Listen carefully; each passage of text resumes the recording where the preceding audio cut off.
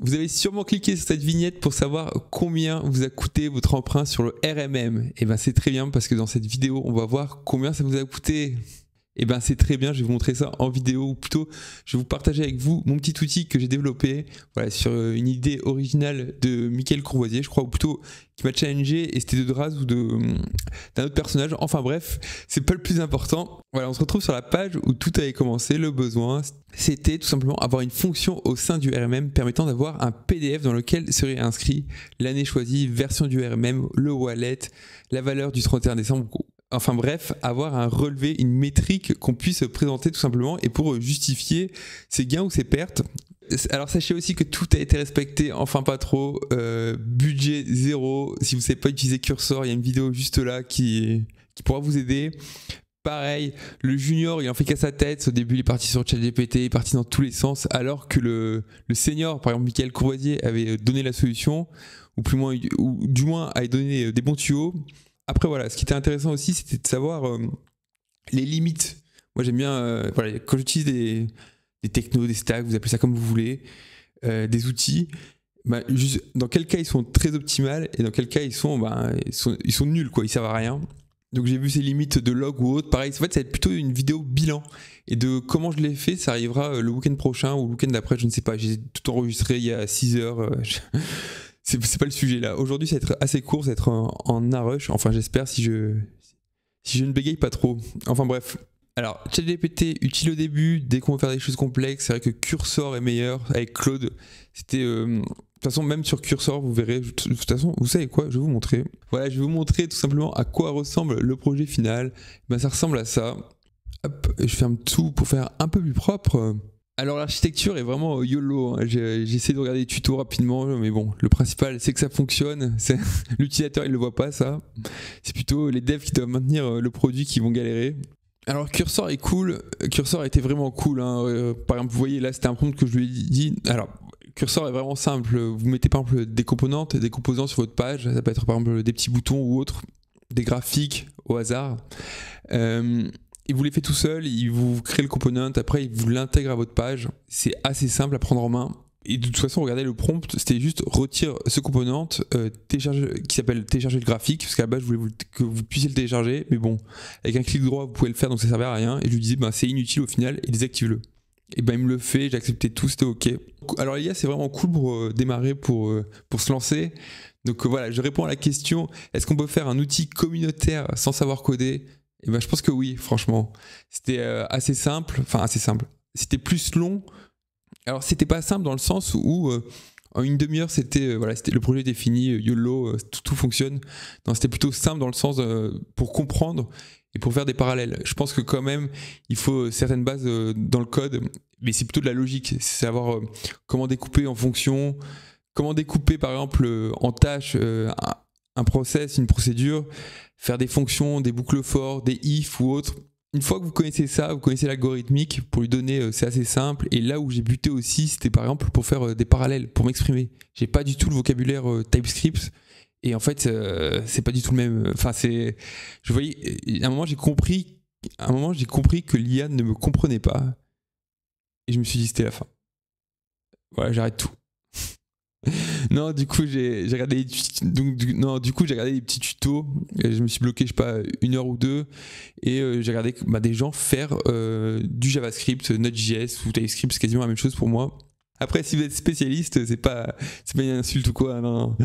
Mais voilà. Donc au final, il faut quand même connaître les bases, mais ça accélère vraiment mais ça accélère vraiment, je veux dire, c'est pas comme avant où il fallait lire des bouquins, ou même vous allez sur des sites et vous deviez tout faire de A à Z.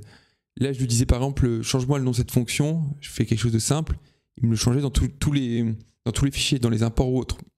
Ouais, ce qui m'a aidé aussi, c'est ChatGPT, hein, on en revient encore à lui. Alors, peut-être j'aurais pu le faire directement dans les prompts de l'IA. Mais je veux dire dans les prompts de Cursor, mais voilà, à chaque fois ça a utilisé des requêtes, il fallait changer l'adresse, enfin c'était un peu relou, quoi, on va pas se mentir. Du coup j'ai utilisé une autre IA tout simplement, et je lui disais fais-moi des parallèles avec le JavaScript et le C, et ça m'a aidé beaucoup à comprendre par exemple le système d'interface ou autre. Au final c'est juste des structures.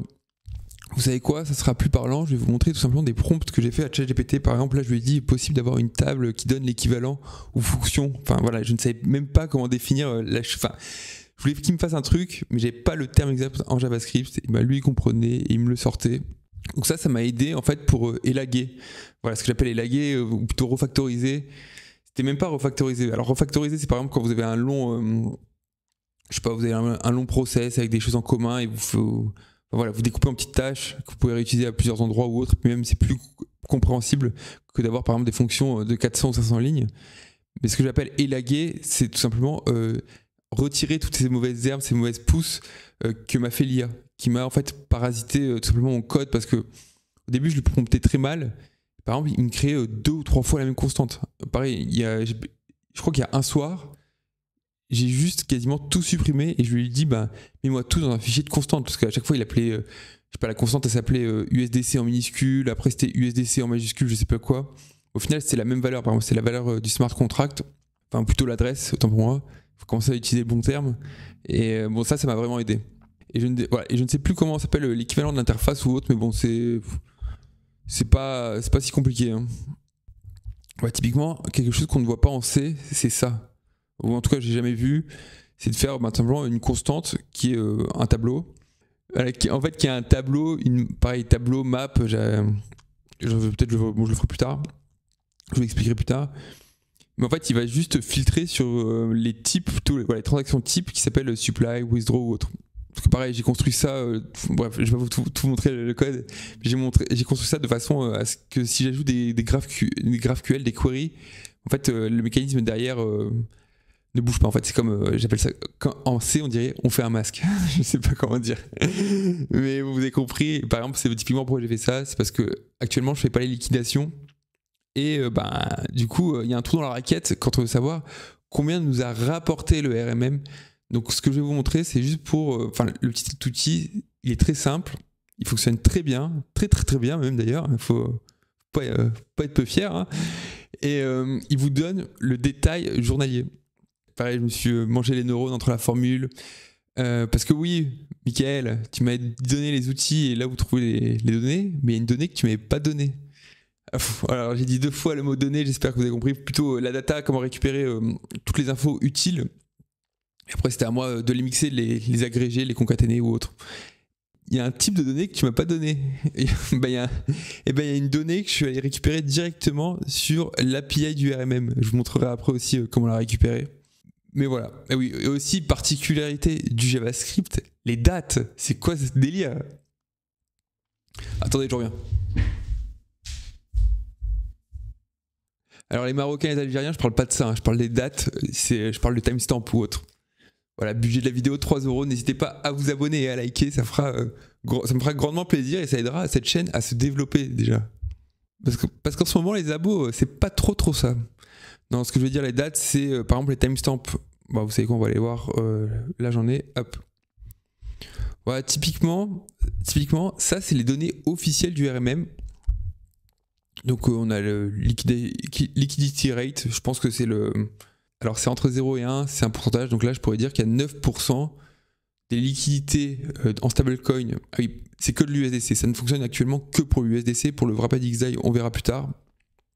J'ai fait au plus simple, il faut absolument que je sorte un premier MVP, un petit POC, je sais pas comment vous dites, dites-le moi en commentaire.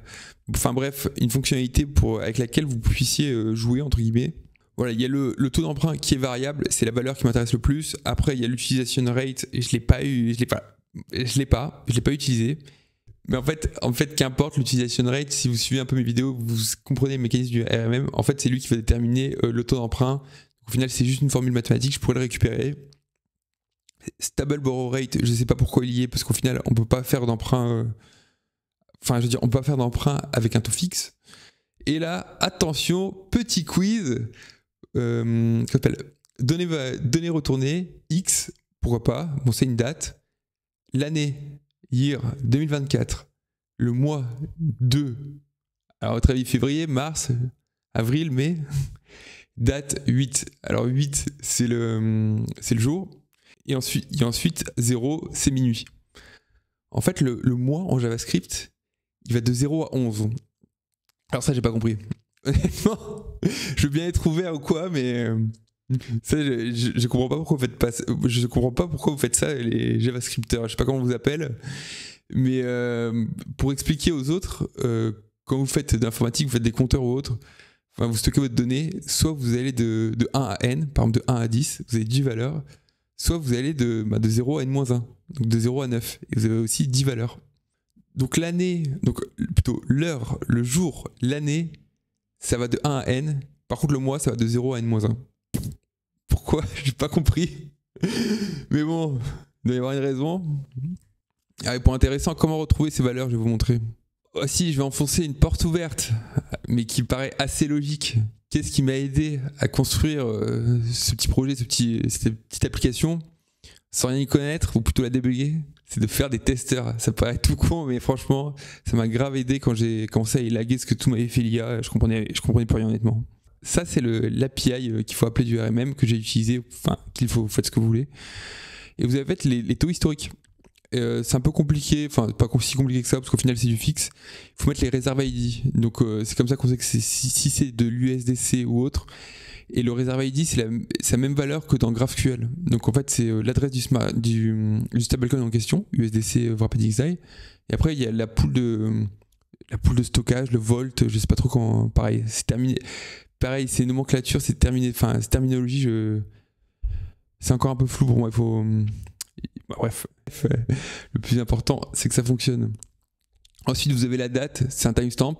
Linux, enfin, moi j'appelle ça Linux, époque Linux, vous m'avez compris. Et résolution en heure, donc 24, c'est la granularité. Voilà, et ça par exemple, c'est un call API que j'ai fait pour débugger. Ce que j'ai fait tout simplement, c'est que j'ai envoyé un timestamp époque Linux et je regardais ce qui m'était retourné. Donc cet exemple n'est pas bon, mais celui-là il est bon. C'est par exemple, je voulais savoir à 13h, je voulais savoir timestamp qui représente le 1er janvier 2025 à 13h, et ça me retournait ça, la première valeur. Donc en fait, j'ai compris que c'était le mois en décalé ou autre. Et surtout parce que j'avais un souci dans les dates. À un moment, je ne comprenais pas. En fait, quand vous appelez cette fonction, il y a 7 ou 15 jours qui ne sont pas renvoyés. Donc vous n'aurez pas la fin. Donc pour l'Excel que vous avez, il s'arrêtera à une date. Bon voilà, c'est comme ça. Voilà, j'ai une solution en tête, mais ce ne sera pas pour tout de suite, ce sera pour plus tard. Et aussi, pourquoi je disais que les dates, c'était n'importe quoi? Parce que voilà, vous voyez déjà que les dates, elles sont en format JavaScript. Après, il y a le format que j'avais choisi pour le CSV. Donc c'était quelque chose de simple, toujours moi je travaille toujours comme ça, de la plus grande granularité jusqu'à la plus petite. Donc année, mois, jour, heure, minute, seconde. Et millisecondes s'il faut, mais bon. Bref, de toute façon, toutes les personnes normales font ça, sauf les mecs de JavaScript qui mettent le mois à 0. Enfin, le mois à n-1. Il y avait époque Linux, le format du CSV, le JavaScript. En fait, c'était un bordel. Et ce qui m'a aidé aussi, c'est tout simplement de passer toutes les dates en uniformisé. Et ça a beaucoup aidé. Hein. C'est beaucoup plus simple. Voilà, je vais vous faire, vous savez quoi? Je vais vous faire une petite démonstration. Ouais, j'ai pas trouvé de nom. Alors le CSS, c'est toujours pas ça. Hein. Genre niveau marketing, on repassera. Mais bon, qu'importe. J'ai décidé d'appeler l'application communautaire Gain or Lost, voilà, qui vous dira si vous avez gagné ou perdu. Bon là actuellement, elle peut vous dire que ce que vous avez perdu, que ce que vous a coûté votre emprunt du RMM, parce que c'est que l'USDC actuellement. Pareil, j'ai mis Gnosis, mais bon oui, c'est déployé que sur l'USDC.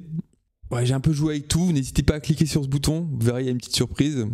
Et ça vous demande tout simplement, es-tu prêt à connaître la vérité? Est-ce que tu es en perte ou en gain? Donc il me demande, donne ton adresse Coco. Alors moi, je suis pas du tout Coco, hein, je suis pas du tout communiste. Donc je tape PCF adresse. Parfait, je vois qu'il y a une permanence, le 23 rue Sainte-Famille. Je vais copier-coller ça dans mon champ et on va voir ce que ça donne. Hop, ça marche pas. Donc voilà, donc j'en profite aussi pour dire coucou aux Suisses et aux Belges. Je pense que cette référence vous l'avez pas, mais bon, qu'importe. C'était juste pour tester le format EVM, le fameux format EVM qui dit que les adresses sont de 0 à X. Pareil, chose que je n'ai pas compris. Vous mettez un format, ok. Format exa, ok, pourquoi pas, format exa. Mais pourquoi, à des moments, c'est des minuscules et des majuscules, quoi. Je pensais que c'était normé, c'était comme ça. En fait, non, ça a vraiment une importance, parce que c'est Michael qui m'a donné la solution quand je butais sur GraphQL, ou plutôt The Graph. Mais ça, j'arrive pas à le comprendre. J'arrive pas à comprendre pourquoi c'est pas uniformisé. Genre, Bon, je l'ai fait pareil de manière, je le fais partout dès que je fais des petits programmes. Web3 entre guillemets, que du minuscule quoi. Je comprends pas pourquoi il y a encore cet héritage. Pareil, je revois ce que j'avais. Bon, on va faire la petite démonstration, mais je revois ce que j'avais marqué et j'avais mis par exemple le risque interopérabilité nœud ou autre. Mais en fait, non, il n'y a pas du tout de nœud ou autre. Non, il n'y a pas du tout de nœud. Je sais même pas si je fais des calls RPC. Si je fais des. Alors, non, vous les voyez pas parce que c'est assez basique, mais à un moment, je voulais faire un dashboard du RMM avec Health Factor et tout. Mais ce sera pour plus tard, ça. Et pareil, j'avais prévu de faire ça pour récupérer la dernière valeur la dernière valeur que vous avez d'emprunt ou de dépôt de liquidité.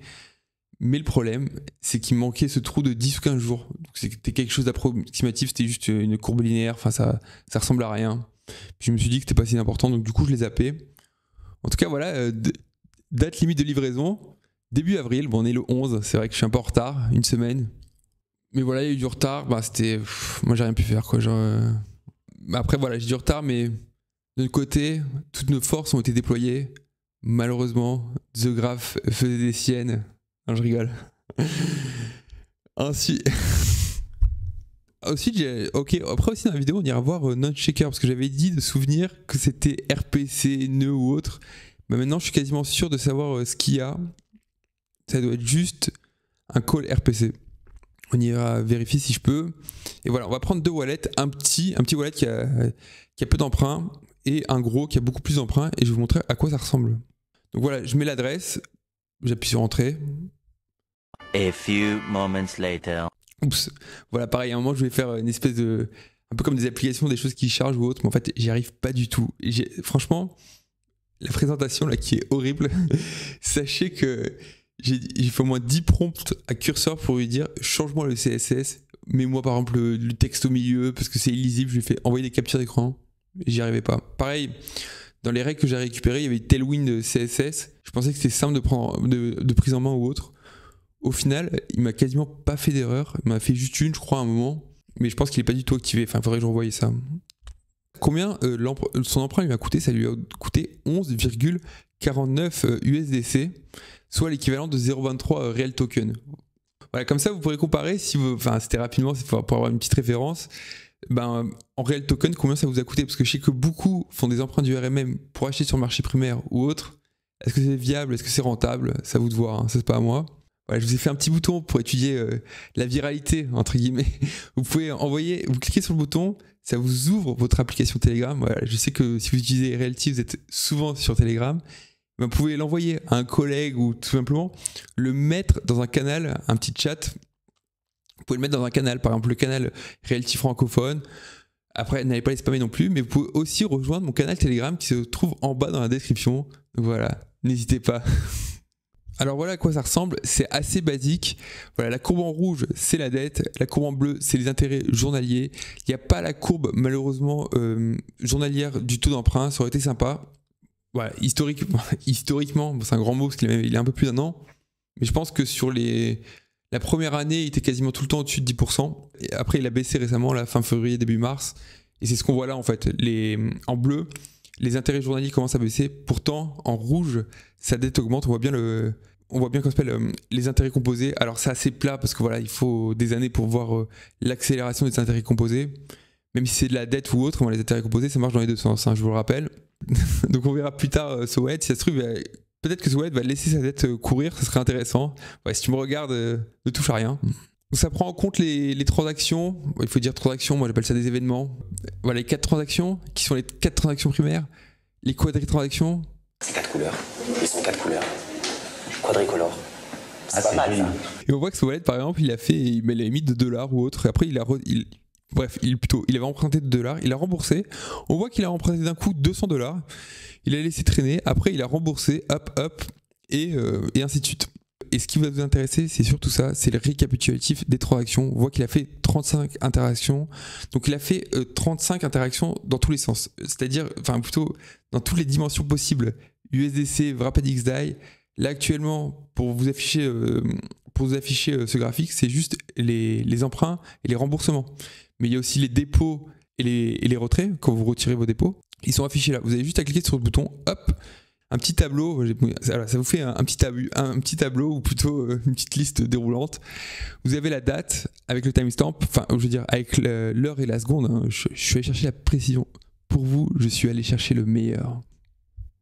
C'est pas du marketing ça. Le type, alors supply, fournir, withdraw, retirer, borrow, emprunter, repay, rembourser. Vous avez le montant USD pur, c'est-à-dire 6 chiffres après la virgule. La virgule, vous les placez. Voilà, vous en faites ce que vous voulez. Vous avez le type de token. Je l'ai pas fait, mais peut-être que pourquoi pas un jour mettre des filtres, par exemple garder que les emprunts en Rapid XDAI, que ceux que les supply, que les withdraw, je ne sais pas. Et surtout le point le plus important, parce qu'on l'avait vu. Et surtout le point important, on l'avait vu dans le besoin, c'était pour en conformité avec leur administration fiscale. Et vous savez que je suis français, la fiscalité, enfin, on est biberonné à ça, on est des spécialistes. Et donc comment prouver au fisc que c'est bien vous, je sais pas, vous devez prouver que c'est votre toilette, mais que vous avez bien fait cette action, et ben je vous ai récupéré le THID.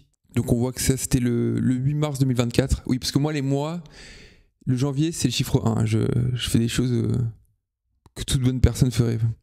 Et ben en cliquant, vous arrivez directement sur la page de Newsyscan qui avec le HID, comme je vous disais.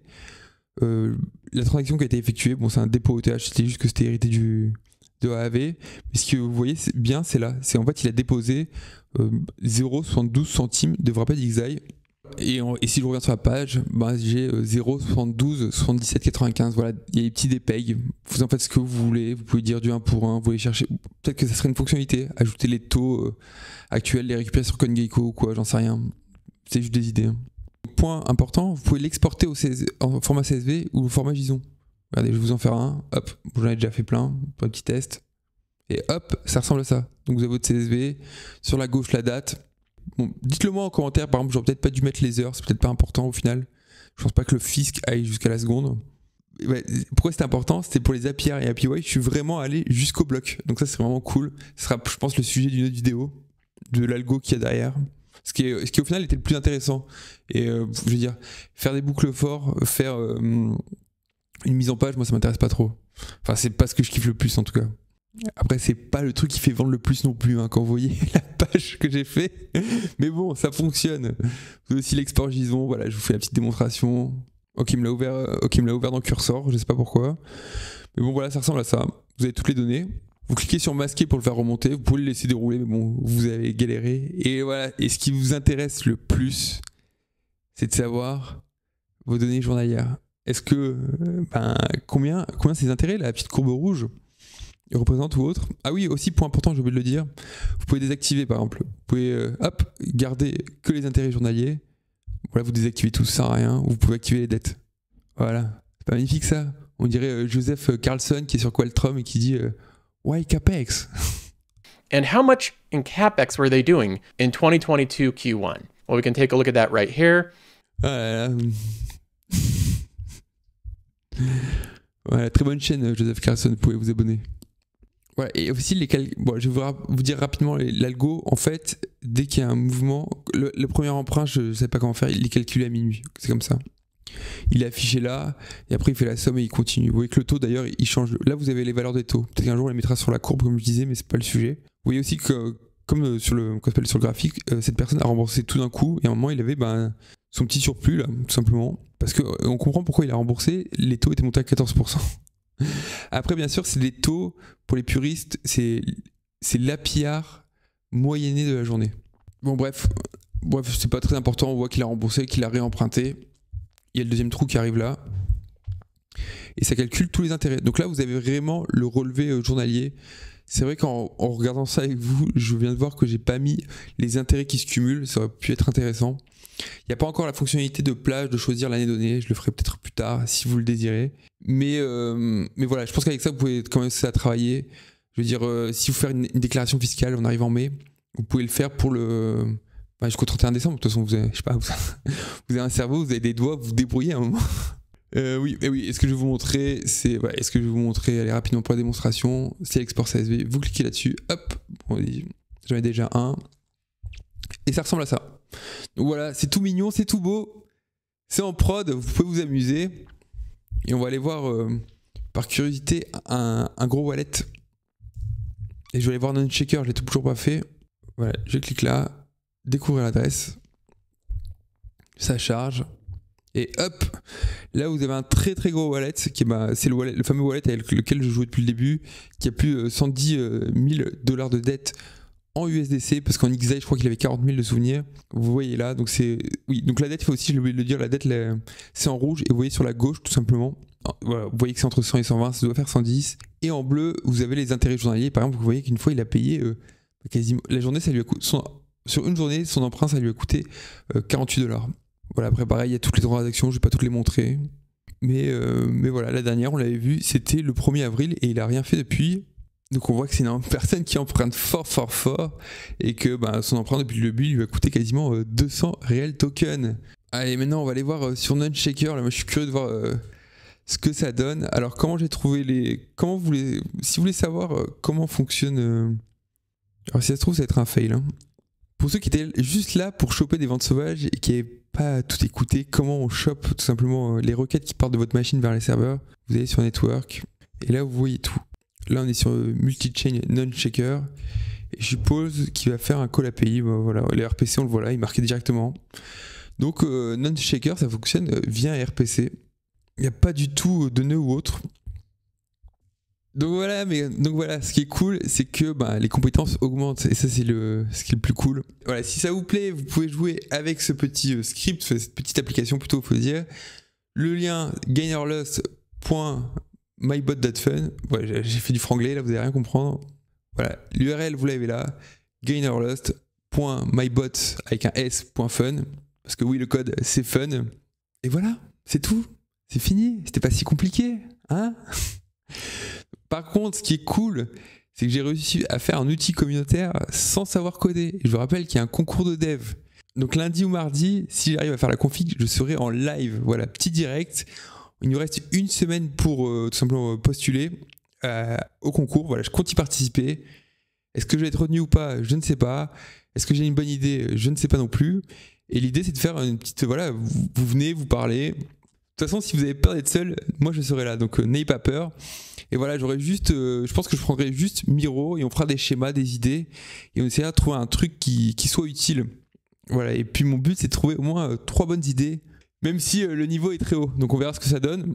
Le but c'est quand même de se faire plaisir, de faire des trucs cool. Donc allez jouer avec mybot.fun. N'oubliez pas, lundi ou mardi, je serai tout simplement en live. Je vous ai mis voilà, je vais faire un petit post YouTube où vous pourrez choisir la date. Allez cliquer dessus, ça me fera plaisir. Et puis surtout, moi, je saurai quand je dois faire le live avec vous et partager ce moment. Et comme d'hab, petit like, petit abonnement, petit commentaire. Et bonne journée à tous. Allez, prenez soin de vous. Ciao.